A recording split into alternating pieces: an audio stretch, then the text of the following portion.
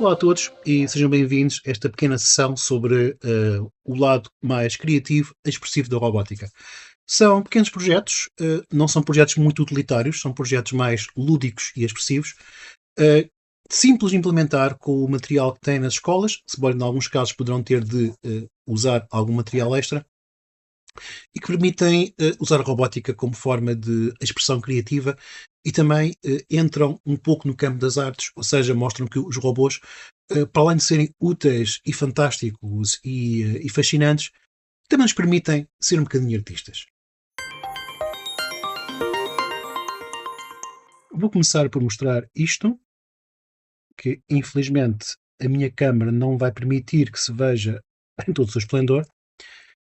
Este é um pequeno gadget que permite ajudar a fazer a transição entre as linguagens de programação visuais, por blocos, como Scratch e similares, para ambientes de programação mais tradicionais, como linguagens de texto.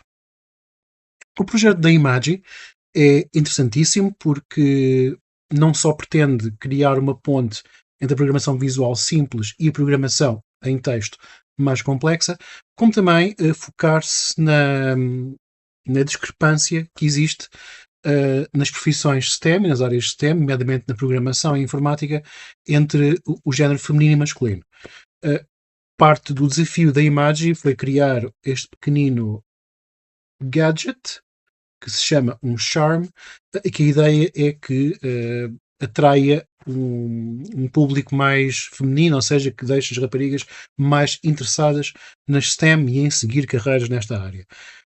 É claro que não é talvez um dispositivo acessível à maior parte das escolas, dado que é um pouco raro e também é muito focado num único objetivo, que é programar pixel art, mas a imagem não se esgota no pequeno gadget. Também temos uma plataforma de programação e é aí que as coisas se tornam interessantes, porque é uma excelente plataforma para podermos fazer a ponte entre os ambientes visuais e a linguagem de texto. O projeto da Imagi pode ser visitado no site deles, na Imagi Labs, onde contém os recursos necessários para ficar conhecer melhor o projeto, bem como ligações para as versões Android e iOS, porque este serviço tem duas vertentes. Tem uma vertente educativa, ou seja, há uma plataforma de programação online onde o professor pode criar a sua aula virtual e dar acesso aos seus alunos para eles programarem nessa plataforma e depois mostrar e divulgar os trabalhos, bem como avaliar, mas também tem uma dimensão pessoal, com uma aplicação para Android ou iOS, que desafia a aprender a programar e tem pequenos jogos de programação que de forma incremental vão introduzindo os utilizadores na programação em Python. Para programar nesta aplicação, acedemos à sua plataforma, eduimagidelabs.com. Já tenho aqui o meu login feito, portanto não vou estar a mostrar como fazer o login, também não é complicado. E aqui podem ver como é que estrutura a plataforma. Nas Classrooms eu tenho neste momento os alunos que eu tenho ativos, ou seja, há um limite na versão gratuita, não sei exatamente quantos alunos são, mas há um limite de cerca de 200 alunos por alto na versão gratuita. Gostava de vos dizer que é um produto acessível, mas não, é até bastante caro, portanto é compreensível que ficamos só pela versão gratuita. Em Projects temos os projetos que nós fazemos e também é aqui que nós vamos criar uns projetos. E no Teaching Content temos recursos e tutoriais desenvolvidos pela Imagi para ajudar a programar e para ajudar a programar e com ideias e com projetos muito práticos. E, na verdade, quando vamos explorar esta sequência de tutoriais, começamos a ver que, apesar de iniciar apenas com algo muito simples, que é desafiar a criar pequenos desenhos programando pixels, na verdade, isto permite fazer muito mais coisas em termos de programação Python. No Connect, temos, se tivermos acesso a Charms, temos que os ligar por Bluetooth e é aqui que podemos fazer a gestão das ligações. Só um pequeno pormenor, não sei se estão a reparar que aqui no meu ecrã, que este dispositivo tem um nome, Magenta 86, quando estamos em sala de aula e temos muitos Charms a emitir em simultâneo, todos eles estão identificados com um um número e uma cor para simplificar o processo de ligação e para garantir que os alunos não estão a ligar-se de forma errónea aos vários charms que estão em sala. Como é que se programa nesta plataforma? Bem, de uma forma muito liminar, é muito simples. Clicamos em Projects e em seguida New Project e temos aqui acesso ao ambiente de programação. O mais visível aqui neste lado é esta matriz, porque na prática o que estamos a fazer é programar uma matriz de LEDs e aqui podemos fazer uma antevisão do nosso código. Há uma opção de design. Esta opção de design é útil para fazer a antevisão, ou seja, para fazer um rascunho do que queremos programar. No entanto, é de salientar que o que nós aqui acendermos clicando no quadradinho da matriz não vai transformar-se em código. Eu confesso que neste tipo de projetos eu prefiro pegar numa folha de papel quadriculado, levar os alunos a planificar com antecedência que desenho querem fazer, que desenho querem programar e só depois passar à parte da programação.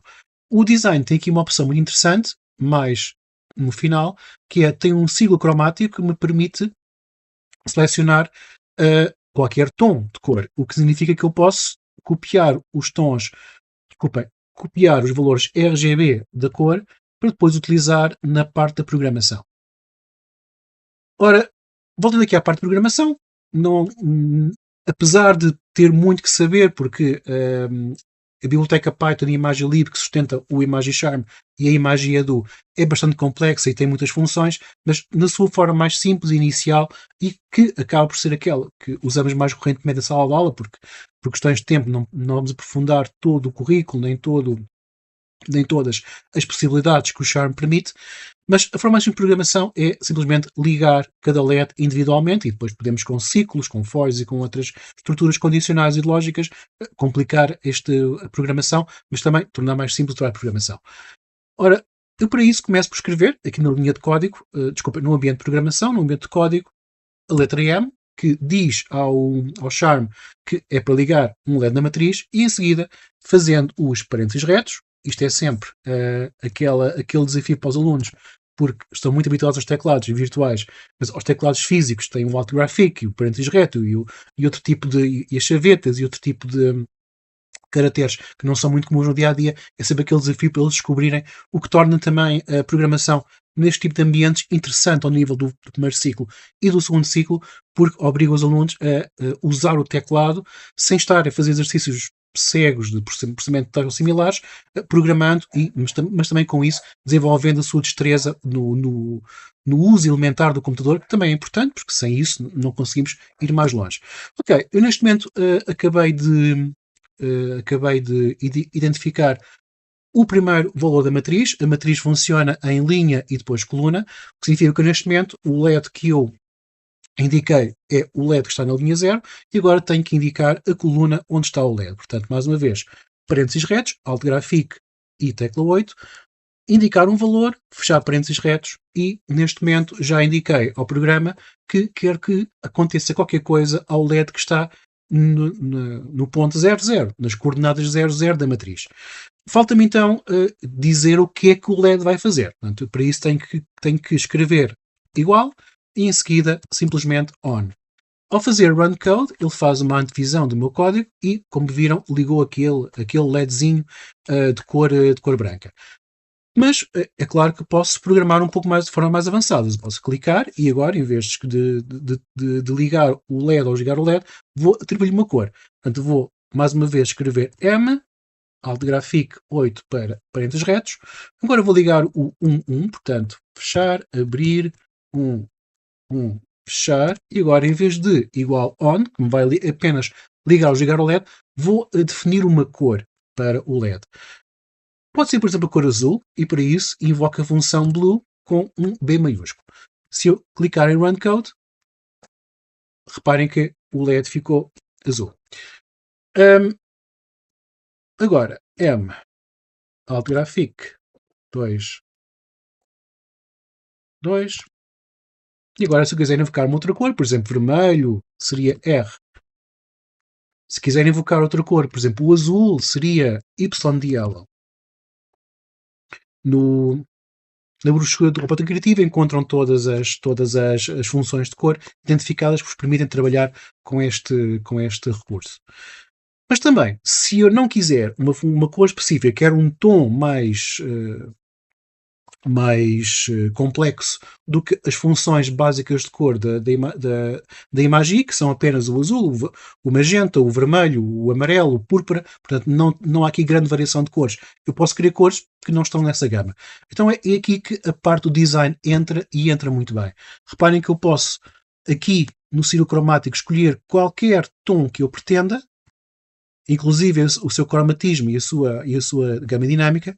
Em seguida, basta-me copiar os valores RGB, clicando em Copy, e se eu posso colar esses valores, e agora vou aqui escolher mais alguns tons, só para vos mostrar como é que funciona esta escolha de tons. Estou de forma aleatória, não estou aqui a combinar cores contrastantes, primárias nem secundárias, contrastes de cor, não estou a pensar em teoria da cor, nada dessas coisas. Estou apenas aqui a selecionar tons de forma um bocado aleatória para vos mostrar como é que isto pode enriquecer os projetos criados pelos alunos.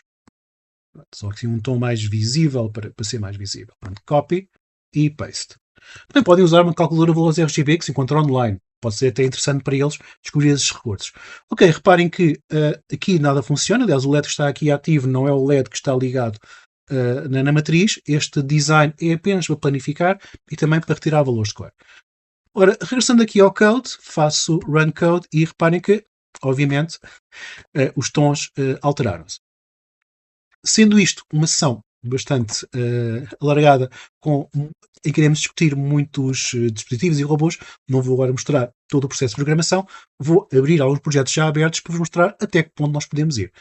Ora, por exemplo, o que viram quando eu mostrei aqui neste início, ok? Vamos ver se a minha câmera colabora. Não colabora muito, mas pronto, tem a ver com os brilhos. É uma criatura desenhada em pixel art e reparem que foi programada linha a linha. Há formas mais eficazes de fazer este tipo de programação. Atenção.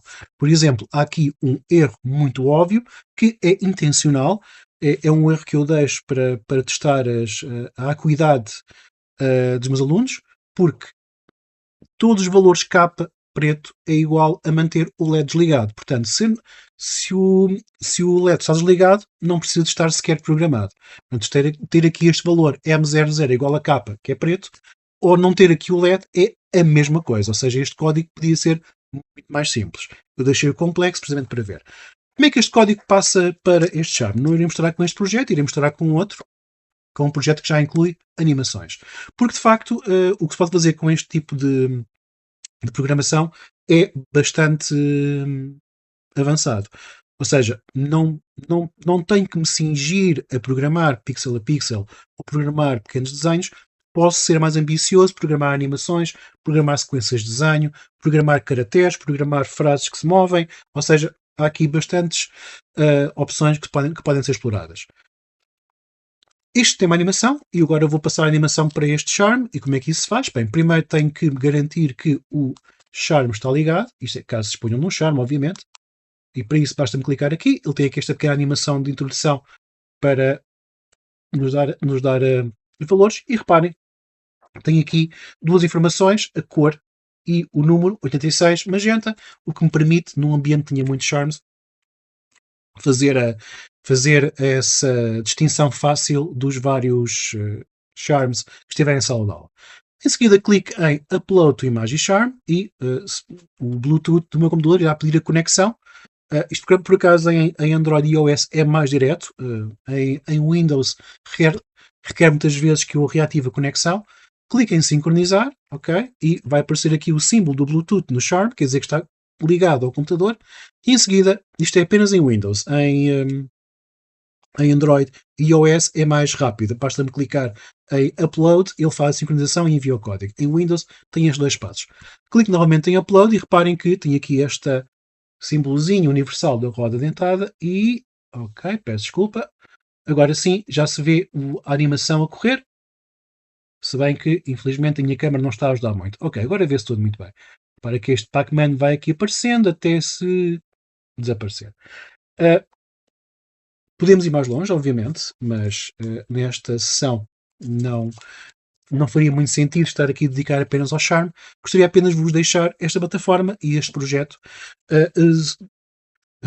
Reforço que se isto é um brinquedo sério, muito giro e interessante para os alunos e deixo-os sempre de olhos bugalhados. Aliás, quando isto é a minha experiência em sala de aula, quer em sala de aula do segundo ciclo, quer às vezes em experiências que faço no primeiro ciclo com colegas que abrem as portas para mim, para meus colegas de bibliotecários, para fazer este tipo de experiências, e o ar maravilhado quando os alunos veem o seu código correr aqui é qualquer coisa de extraordinário. Se bem que esse ar também acontece quando eles conseguem correr código num robô ou no placa microbit, portanto o entusiasmo está lá e é esse entusiasmo que vai dar aos nossos alunos a faísca para se aplicarem na programação e para desenvolverem as suas capacidades e com isso desenvolver os seus horizontes.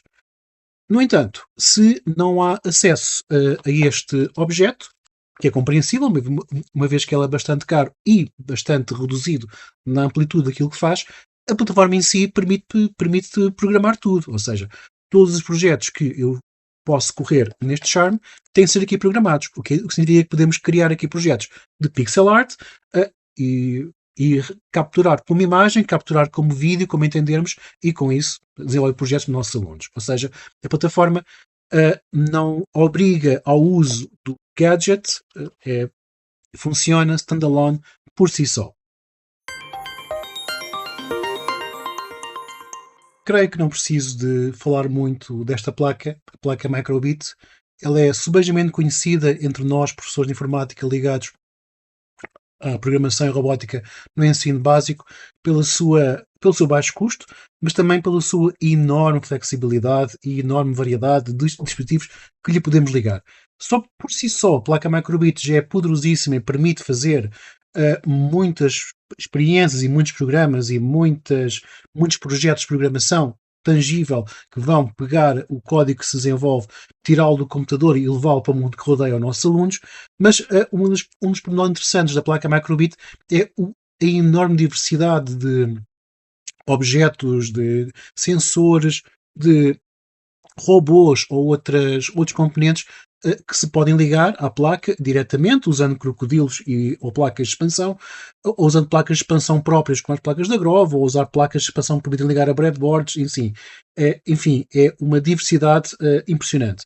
A partir da placa Microbit, podemos muito facilmente ligar robôs como, por exemplo, o versátil e bem conhecido robô Makin, o Micro Makin, ou outras variações. Existem mais chassis de robôs de outras marcas que permitem fazer exatamente o mesmo que este faz, que é um chassi que contém alguns sensores, motores, neste caso do Makin, contém os LEDs e bateria, e que depois o Microbit, que é à parte, é programado para controlar este robô. Até parece que eu nunca coloquei uma placa no Home Makin pelo tempo que demorei a colocar aqui a placa.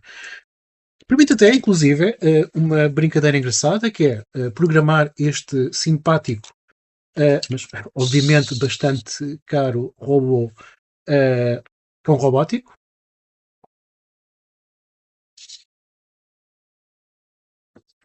Estava a demorar.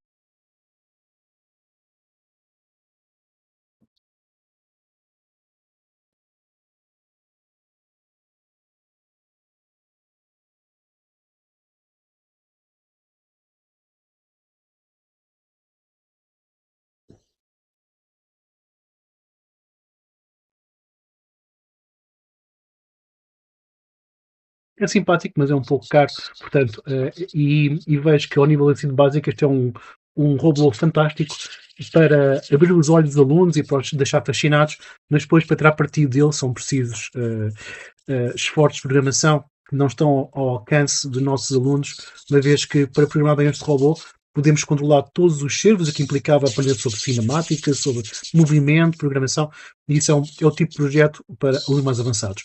Para alunos do básico isto é um excelente abre-olhos, porque eles olham para isto, ficam fascinados e depois quando programam as ações, estão aqui a ver até partilhadas no ecrã, ficam fascinados do que podem fazer, mas obviamente têm suas limitações.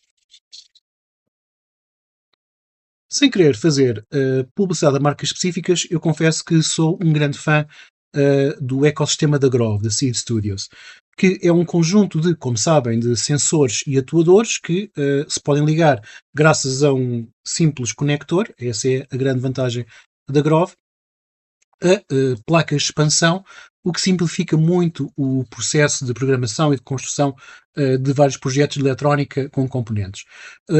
Este tipo de conectores e este tipo de sensores e placas de expansão há disponível para Arduino, há disponível para Raspberry Pi, há disponível para Microbit. Eu neste momento estou aqui a mostrar-vos uma placa de expansão da Grove para Microbit, uma das mais simples, que contém os ligações para podermos conectar com crocodilos ou outro tipo de ligações, e também os conectores Grove, que simplificam muito o processo de ligação de componentes. Numa placa de expansão, o Microbit é encaixado.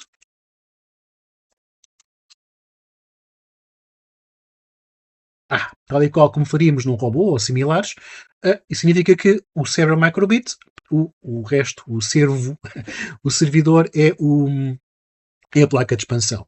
Notem que alguns projetos poderão necessitar de alimentação externa, uma vez, por exemplo, se estamos a ligar servos ou outro tipo de dispositivos, a corrente que sai da Microbit não é suficiente para garantir que tudo aquilo funcione bem, então as placas de expansão da Grove têm também um pequenino porta USB, não é para programar, é para conectar um power bank ou uma ligação externa para poder alimentar sensores e atuadores que a corrente do Microbit já não permite pôr a correr. A gama de materiais que podem ligar com conectores Grove é imensa. Alguns destes produtos já se encontram no mercado, outros estão constantemente a ser renovados. Estou a mostrar-vos aqui um anel de LEDs, um LED ring da Grove. Tem aqui atrás o conector que permite fazer a ligação, e basta um cabo de ligação Grove. Reparem que as fichas estão aqui já todas pré-feitas, não tenho que me preocupar qual é que é o positivo, qual é que é o negativo, é só encaixar na posição certa, que é ao contrário, obviamente. Isto é tipo USB, há sempre 3 posições. Ok, qual é a vantagem disto? É claro que se queremos aprender eletrónica de forma mais profunda, temos que ir mais fundo e deixar-nos destes andaimes. Mas quando estamos a trabalhar com um público mais jovem, com crianças, nomeadamente do primeiro ciclo ou do segundo ciclo, queremos focar-nos no despertar o interesse e não tanto em todos os pormenores minuciosos que a um nível mais avançado seria expectável. Portanto, isto é para mim uma excelente solução para estimular a aprendizagem das crianças. Outros exemplos, temos aqui um sensor de movimento, daqueles que eu posso programar para reconhecer vários gestos da minha mão, ou um clássico sensor PIR, ou até mesmo um servo. Os servos da Grove têm estes conectores.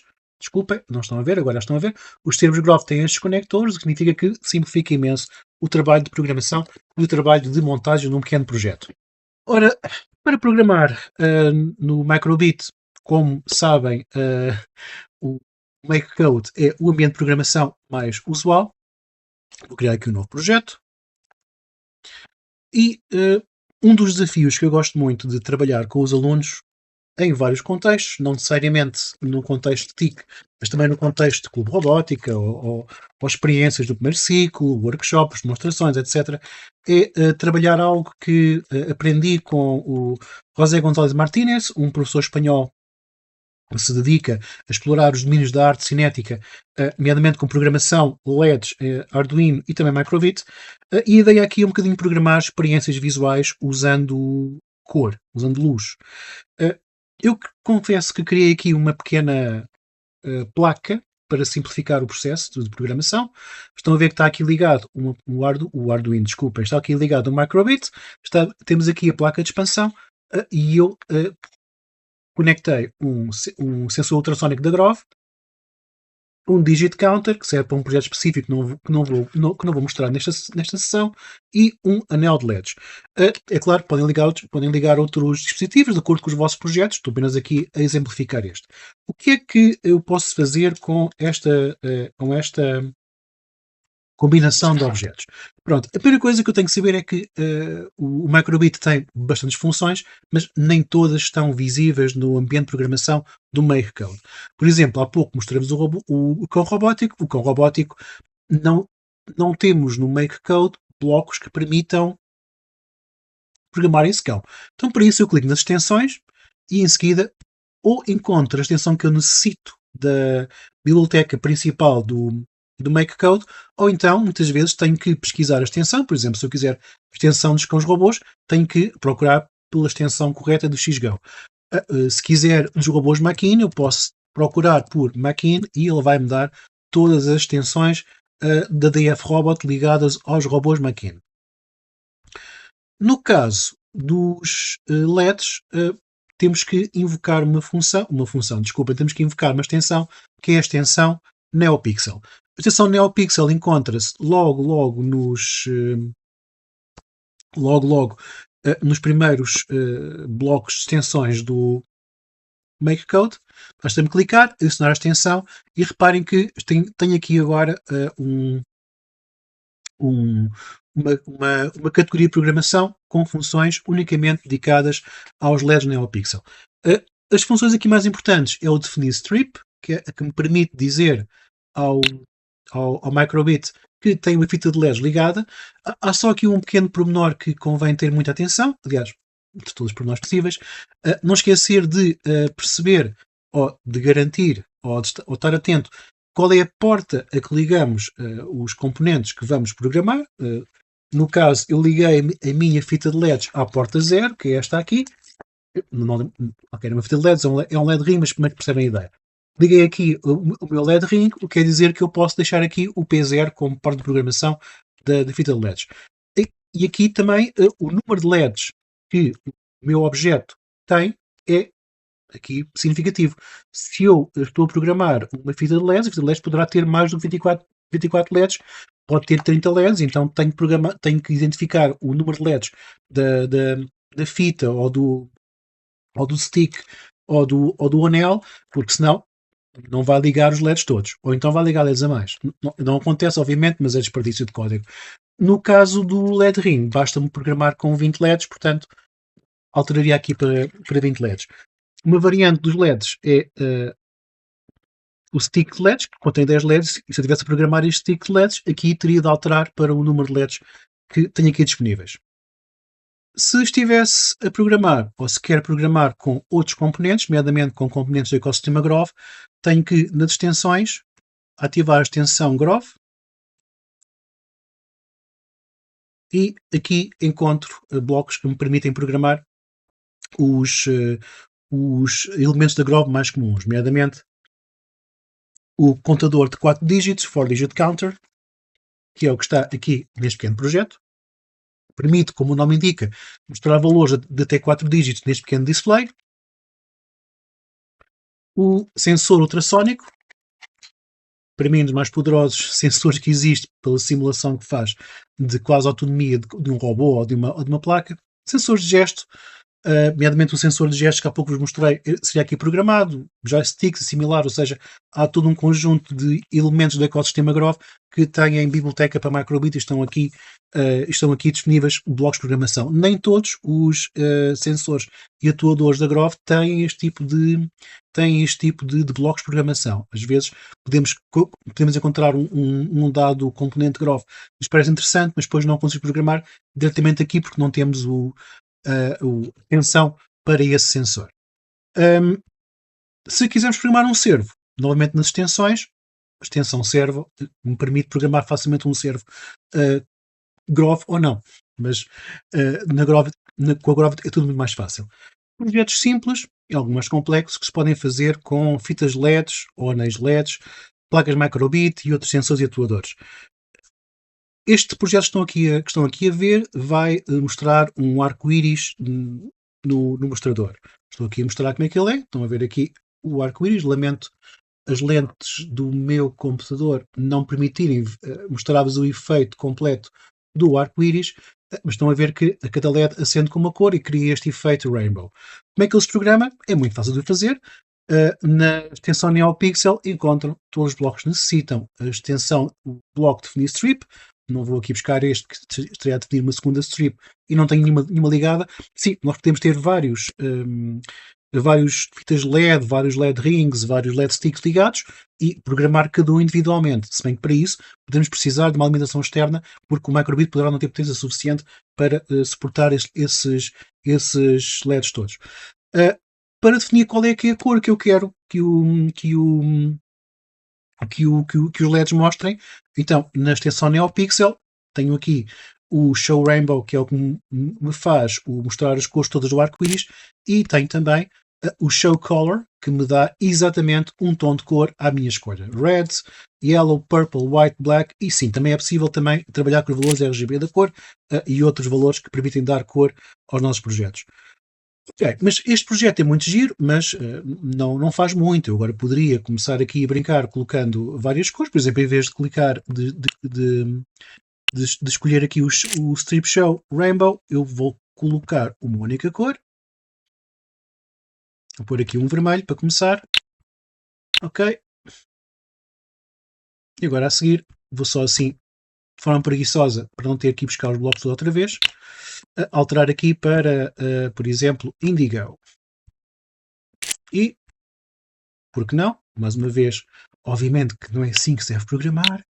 Devemos programar de forma um pouco mais responsável, não é? Eu estou aqui apenas muito rapidamente, para não vos consumir muito tempo, mostrar aqui algumas funções. Púrpura não tenho púrpura, portanto vou aqui transferir o código para o Macrobit e vamos ver se isto funcionou bem.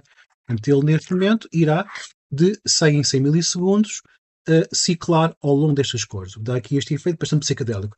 Eu posso controlar, como sabem, a velocidade deste ciclo através da pausa. Se eu modificar a pausa, por exemplo, para 500 milissegundos, já vai desacelerar este efeito de luz e de cor. Falta-me só este aqui do final. Transfiro para o Microbit e, como podem ver, já está bastante mais lento na propagação. Ok, mas isto apenas faz um ciclo, então estamos aqui a ver as cores a passarem em rotatividade neste ciclo para sempre. Podemos fazer mais coisas, podemos fazer com que a luz e a cor sejam reativas aos sensores do Microbit. O Microbit tem vários sensores, tem o sensor de luminosidade, sensor de som, mas ligando sensores externos podemos então fazer com que a placa reaja de acordo com o input externo de alguém. E este é o projeto que também está na brochura como exemplo. Tem só aqui um pequeno bug, ainda bem que repararam, não preciso ter 24 LEDs, basta-me 20, que vai permitir que, com base no sensor ultrassónico, a minha placa vai mostrar uma cor ou outra cor com base nas distâncias. Ou seja, isto é um medidor de distâncias usando luz e cor e ou colocando de outra forma um projeto que vai reagir à presença de uma pessoa, conforme a sua proximidade. E é aqui que entra a questão da arte cinética, da interação entre as pessoas, a interação entre as pessoas e os projetos de eletrónica, porque aqui é a interação que vai permitir criar aqui umas dinâmicas interessantes. Tenho já pré-programado, lamento, para não estar aqui a roubar tempo programando à unha tudo. O que eu fiz aqui? Essencialmente defini o anel de LEDs, estou a usar um anel de LEDs na porta 0 e defini a ligação a um sensor ultrassónico da Grove na porta 1, ou seja, se não me engano, esta porta aqui. Aqui liga outras coisas. E fiz aqui uma pequena condição em que, de acordo com a distância, vamos ter várias cores a ser mostradas pelo anel de LEDs. Portanto, vou então enviar o código para o Microbit e, se tudo correr bem, deverão estar a ver a cor branca, correto? Porquê é que estão a ver a cor branca? Porque a distância é superior a 10 cm. Mas, se vamos tentar segurar isto, fazer com que não faça um brilho muito grande. A desvantagem de trabalhar com câmaras, com webcams e computadores e LEDs é que, de facto, ficamos aqui com uns efeitos bastante não muito agradáveis aqui na visualização. Isto ao vivo é bem mais interessante. Ora, vou tentar encontrar aqui uma posição para a minha mão também, não é? Ok, neste momento estão a ver a luz branca, mas se eu colocar a mão assim, a luz é azul.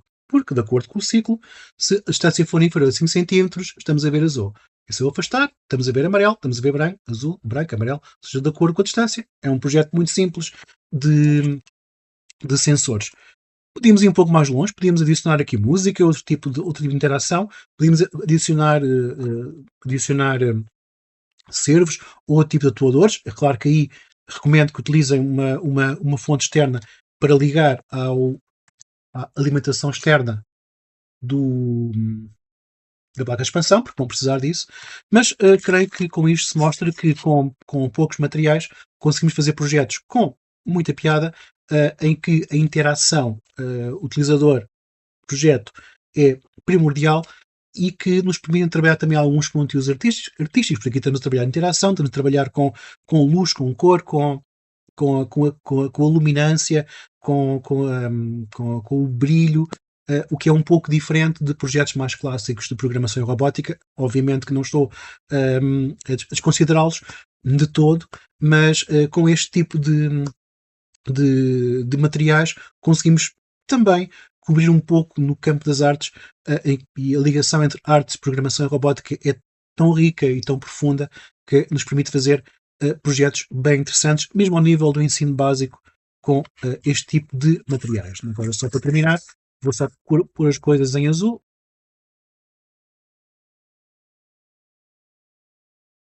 E agora um bocadinho mais branco outra vez.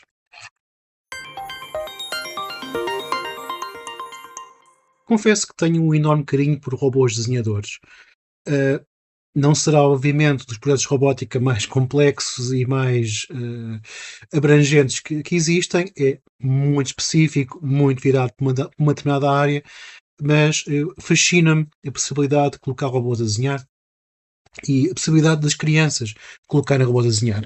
E em grande parte esse fascínio advém da minha descoberta deste pequeno artigo de Seymour Papert e Cynthia Solomon, e onde estaríamos nós, sem o trabalho de Papert, Solomon e os seus companheiros no desenvolvimento da linguagem Logo, no desenvolvimento do conceito de colocar as crianças a programar para desenvolver competências cognitivas avançadas, que depois se veio a tornar no pensamento computacional, que todos hoje em dia tentamos estimular nos nossos alunos e com as atividades que desenvolvemos com eles. Em 71, sim, há tanto tempo assim, há mais de 50 anos, Papert e Solomon propuseram um pequeno texto chamado 20 Things to Do with a Computer, que são literalmente 20 ideias que se podem fazer com computadores e crianças.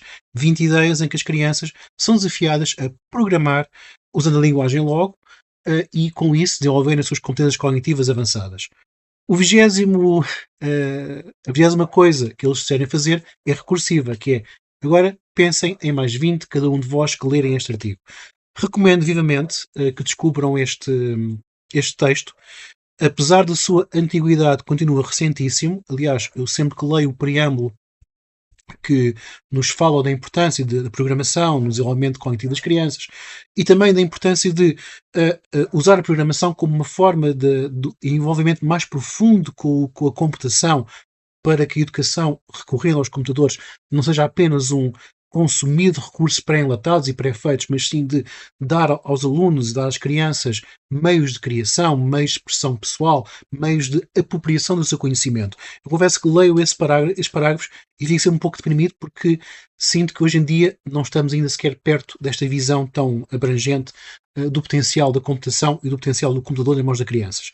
Reparem, isto é 71, ok? Portanto, sendo 71, não havia na altura os meios que hoje há, que são tão diversos e tão fantásticos, que hoje em dia temos uma diversidade enorme, que o problema neste momento é escolhermos. Mas o segundo pormenor que me levou a apaixonar por este texto e que tem tudo a ver com o meu fascínio com robôs desenhadores é que se começarmos a ler as propostas que Papert e Solomon colocam neste documento, a primeiríssima proposta que eles colocam é Make a Turtle. Ou seja, pegar num robô tartaruga, o que se tornou mais tarde os Turtlebots do Logo que chegaram a Portugal nos anos 80, pegar num robô tartaruga, colocar-lhe uma caneta e fazer aquele desenho. E confesso que quando vejo isto como a primeira atividade, o primeiro desafio, a primeira coisa que Papert e Solomon pensavam como é que desafiamos crianças a apropriarem-se dos meios digitais em 71? Por que não colocar robôs a fazer desenhos? Confesso que fico fascinado por isto e, de alguma forma, a ideia de colocar robôs a desenhar parte daqui, parte de uma homenagem a Papert e parte também da ideia de por que não? Porque não usar os robôs como ferramentas de expressão criativa? Eles já são em muitos aspectos. É claro que este texto de Papert não se esgota unicamente nos robôs desenhadores, aliás,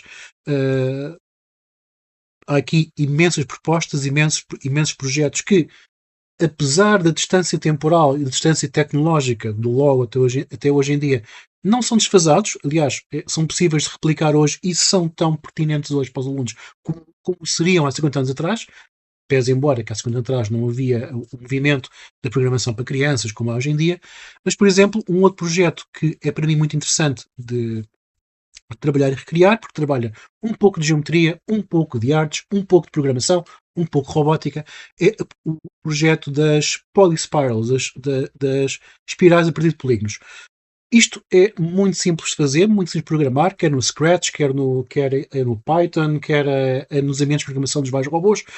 E a ideia aqui é apenas um percurso que se vai incrementando à medida que o nosso sprite, o nosso robô, vai rodando um dado número de graus. E permite sempre criar estas obras de arte, pseudo-random art, como diriam alguns amigos meus, em que a criação de espirais nos enche o olho e nos causa uma sensação de prazer estético. No limite, qualquer robô é um robô desenhador. Basta ter um robô à mão, ter uma caneta e ter papel para podermos colocar o robô a desenhar. No limite, há robôs que podem ser adaptados para robôs desenhadores. Por exemplo, posso pegar no robô Amprino, ok? E no robô Amprino temos aqui uma pecinha em que eu posso colocar uma caneta, enfiando aqui, não é, esta caneta é um pouco grossa para esta peça, e posso programar este robô para se deslocar, e ao deslocar-se o robô vai deixar uma marca, porque no fundo é esse o propósito dos robôs desenhadores, ou seja, o robô desloca-se no plano e ao fazê-lo vai deixar uma marca. O problema deste robô é que a caneta não está centrada no centro do robô, o que significa que sempre que ele virar, sempre que ele descrever um movimento que não seja linear, vai deixar rastro, e em vez de deixar um ângulo fechado, vai deixar uma curva. Isso também pode ser interessante de explorar. Ou, um outro exemplo, pegar aqui no robô Otto. O robô Otto não está à partida, tal como o Amprino, pensado para ser robô desenhador, mas nada como pegar no Tinkercad, pegar uma impressora 3D e adaptar umas peças para o robô Otto de forma a que se possa desenhar. Isto não correu bem. Isto fica mesmo assim, porque nada como um pouco de Lady Murphy em plena webinar. Ok? É claro que não estou a usar uma caneta, porque não tenho aqui canetas para, com este diâmetro.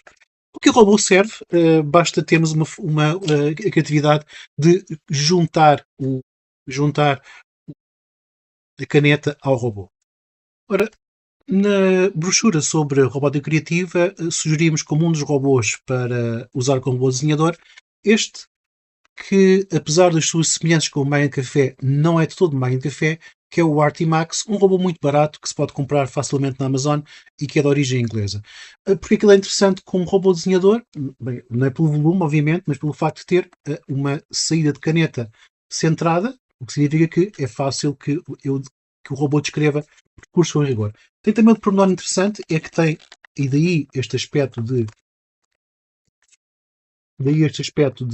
cafeteira, ele tem um alimentador para 3 canetas, o que quer dizer que eu posso fazer programas que mudem de cor sem eu me preocupar com parar o robô e colocá-lo a fazer outras coisas. O Artimax não se esgota neste projeto, ele pode ser programado em vários ambientes, Blockly, Python, C, etc. Portanto, é um robô com alguma piada. No entanto, tem para mim um defeito, que o seu ambiente de programação é através do navegador, ou seja, eu tenho que conectar o Artimax a um tablet ou um computador que tem que estar offline, porque o ambiente de programação está dentro do robô, o que significa que se houver instabilidade de ligação, etc., estou a perder trabalho, ou seja, não é assim uma solução das mais flexíveis. Outra solução que, entretanto, descobri, posteriormente ao Artimax, é este robozinho bastante acessível da Matata Studio, o VinciBot. O VinciBot é pequenino, é maneirinho, tem a catita e tem aqui o espaço para caneta, o que permite colocar canetas de várias dimensões. O que significa que é possível programá-lo para fazer desenhos. Para programar o VinciBot, usamos o seu ambiente de programação, que é o VinciBot Coding. Já tomei a liberdade de deixar já aqui um projeto aberto e diretamente inspirado nas Polyspirals de Papert, um pequeno projeto que vai fazer com que o nosso robô desenhe polispirais de forma aleatória sempre que carregue aqui no botão de play. Podia programar com outro tipo de input, uma vez que o robô tem bastantes tipos de input utilizador. Basta explorar nos eventos aquilo que nos permite fazer em termos de input. Ele está já aqui a funcionar. Eu programei também para que sempre que trabalhasse com o ciclo, os olhinhos mudassem um pouco de expressão. Tipo, chegou ao final do ciclo, muda de expressão de olhinhos e tal. E quando chegar ao fim, terá uma expressão final em que irá pescar o olho para me dizer que já terminei o meu desenho. O que é que ele vai gerar? Não vou estar aqui com grandes spoilers. Vou simplesmente algo que terá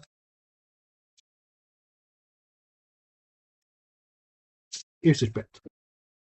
É claro que podemos variar o tipo de desenho que o robô faz. Estou aqui apenas a fazer um projeto que, como disse, homenageia Papert e homenageia as Polyspiles, mas lá está. O limite aqui é uma caneta e o tipo de programação que quisermos. Uma vez seria um pouco complicado estar aqui com a câmera, com as canetas, com o robô, apontar a câmera para cima da folha de desenho, etc., para vos mostrar qual é que é o processo com que este robô trabalha, tomei a liberdade de gravar uma sessão do Clube Robótica em que os meus alunos estão a brincar, no bom sentido, a brincar no sentido criativo, com este robô a desenhar e a experimentar várias combinações de desenho.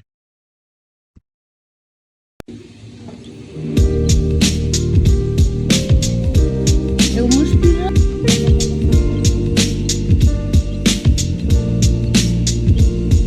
Posso?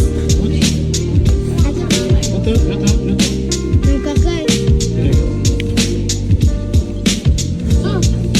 Pinta a mim.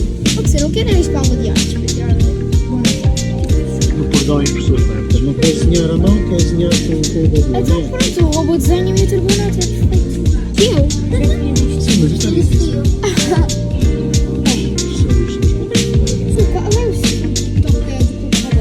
Pode ser um projeto. Pode ser um projeto de pessoal mais social. Não estou. É que o computador também está assim, só falta. Pois está. Não gosta de ti, é o João que não gosta de ti. Ele está a programar quando aquele outro tem. Claro que, à medida que vamos criando mais desenhos geométricos ou desenhos não geométricos ou espirais e vamos mudando as cores das canetas, vamos criando composições gráficas que se tornam interessantes de explorar como experiência estética criativa. O desenho robótico é isto, é pegar num robô, pegar numa caneta e programar movimentos e com isso gerar padrões gráficos, gerar expressividade e no processo não só trabalhar a programação, a robótica, até porque um aluno que consiga fazer este projeto tem de não só aprender a fazer pequenas sequências de blocos, como também trabalhar com condições, desculpem, trabalhar com ciclos, também eventualmente com condições, trabalhar com variáveis, pensar em distâncias, porque não posso colocar aqui um valor qualquer em distância inicial, porque senão o robô dispara logo, isto é incrementar, ou seja, estamos aqui a trabalhar as competências de robótica todas e também a dar um saltinho nas artes, até porque o historial artístico da robótica é bastante longo, mas não cabe aqui nesta sessão. Deixo-vos só então o desafio de pegarem num robô que tenham à mão, pegarem numa caneta, programarem desenhos.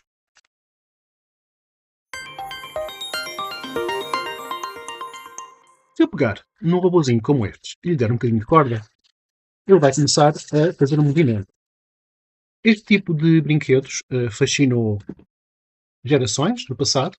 Este é um pouco maior. Vou só ligar aqui este pãozinho, já lhe dei corda antecipadamente. E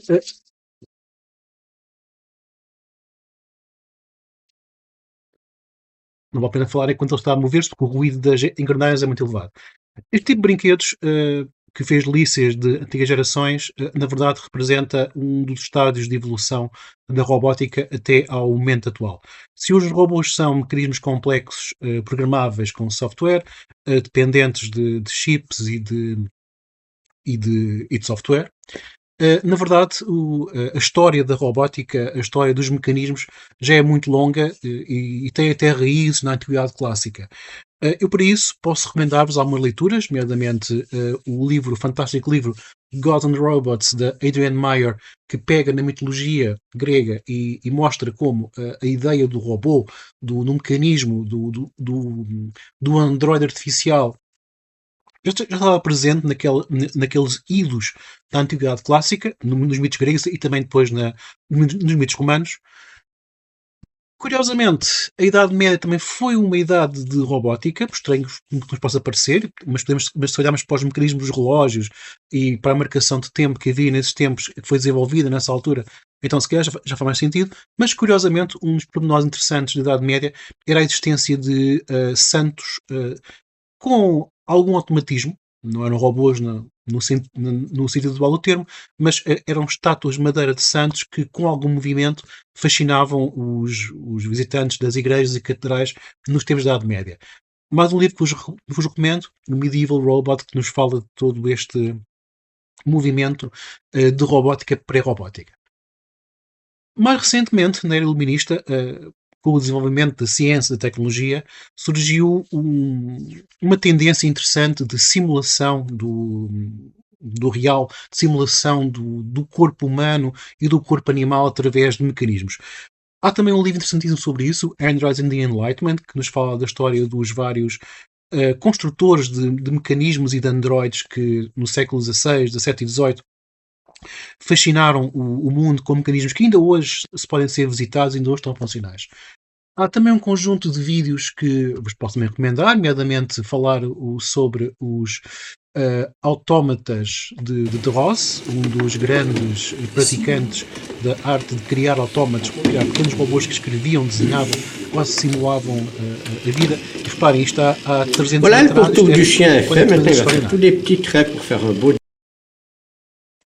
Ou um dos mais, ainda hoje funcional, fascinantes autómatos da era 1700, um belíssimo. Desculpa por tirar aqui o som. Um belíssimo cisne que move a cabeça e tenta pescar um peixinho que corre aqui num rio, que é também, enfim, um mecanismo muito intricado. E, enfim, a história do desenvolvimento deste tipo de mecanismo, deste tipo de robôs, é longa e vem culminar no século XX com os primeiros robôs mecânicos, androides e similares que fascinaram multidões e que também se transformaram neste tipo de brinquedos que, como comecei há pouco a dizer, fascinaram os nossos avós com mecanismos que se movem e que simulam andamento e que parecem estar vivos. Há uma forma muito simples de trazermos essa magia para a sala de aula, por exemplo, construindo este tipo de robôs. Ora, este tipo de robôs é muito simples de fazer. Na brochura de robótica encontram um guia de como fazer. Eu confesso que neste fui um pouco excessivo, uma vez que não precisamos ter tantos cuidados, mas na verdade, se tiverem algum motorzinho destes que podem ser reciclados dos carrinhos dos alunos, dos miúdos, pode até ser um projeto de reciclagem, trazerem para a escola aqueles carros velhos, aqueles robôzitos que já estão avariados e coisas assim, em vez de darem fora, virem para desmontar e para pegar nas peças e fazer tal qualquer coisa. Confesso também aqui um pequeno luxo. Nós temos bastantes invólucros para pilhas do microbit, porque na verdade acabamos por ligar os computadores, portanto, na prática não serve de muito e elas são muito úteis para fazer aqui estas carenagens e depois de ser fácil de ligar os robôs. A ideia destes robôs é serem pequenos mecanismos muito simples, dá para tirar um bocadinho de eletricidade, perceber como é que funcionam as coisas, qual é que é a direção que ligamos para que o motor rode para um lado ou rode para o outro, e depois simplesmente acoplamos de canetas. Este é bastante estável, portanto tem 4 canetas, portanto vai cair de forma muito estável num plano, nomeadamente a minha mão, por exemplo. Se tiver 3 é menos estável. E aqui a ideia é, assim, é muito simples. Este robô é estável e se eu ligar, vou só mostrar aqui as ligações. Se eu ligar o robô, o que é que vai acontecer? Vai acontecer que o motorzinho começa a rodar. Só que ao rodar não vai fazer nada porque o robô é estável. Mas se eu colocar um contrapeso, ele vai começar a tremer e com isto vai criar uma deslocação. E repare, se tivermos as canetas sem tampa, vai criar padrões gráficos em papel. É uma ideia divertidíssima e muito fácil de construir, que se consegue fazer com material reciclável, copos, canetas e estes olhinhos, porque este tipo de olhinhos fica sempre muito bem nos robôs.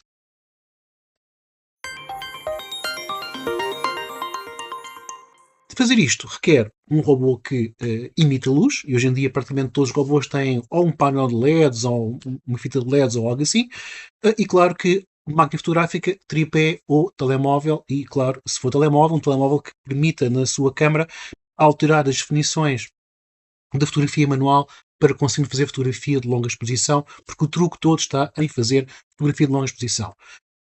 Algumas ideias. Se tiverem um robô Micro Machine, ok? O robô Micro Machine tem LEDs embutidos na sua carenagem. Ou seja, na parte de baixo do robô, estão a ver aqui estes coisinhos brancos aqui, são 4 LEDs que ele tem embutidos e que podemos programar utilizando a biblioteca NeoPixel, tal como já fizemos com a programação de fitas LED com placas microbit. Só um pequeno pormenor, no RoboMachine a fita NeoPixel está ligada à porta 15, está mesmo aqui algures expresso no próprio primeiro LED da sequência, e aqui o que está aqui, o que vai correr neste robô é um pequeno programa em que o robô vai se desviar de obstáculos e ao desviar-se de obstáculos vai mudar de cores. Portanto, eu vou vou ligar aqui o meu robôzinho e vão ver que, tentar, vão ver que temos aqui uma cor e se eu puser as mãos à frente ele vai alterar as cores e vai reagir a isso. Se eu estiver a colocá-lo em movimento num local escuro, tem que ser escuro, obviamente, e começar a fotografar com fotografia a longa exposição, vou conseguir capturar como se fosse um desenho, os padrões que este robô descrever à medida que se vai deslocar. Outra alternativa, usando aqui este pequeno robozinho, que é o Otto, na versão by HP. Só fechar aqui esta portinha, desculpem lá. Ok, tenho aqui um pequeno códigozinho e, mais uma vez, este tipo de programação não tem muito que saber. Basicamente é colocar o robô a fazer um movimento simples, mais complexo, como entenderem, e assegurar-se que se o robô tiver LEDs, que ao longo do movimento os LEDs vão ativar. Portanto, isto aqui vai simplesmente andar durante 10 vezes, vai repetir 10 vezes este ciclo, em que vamos ver aqui as luzes a modificar-se enquanto ele anda e não anda.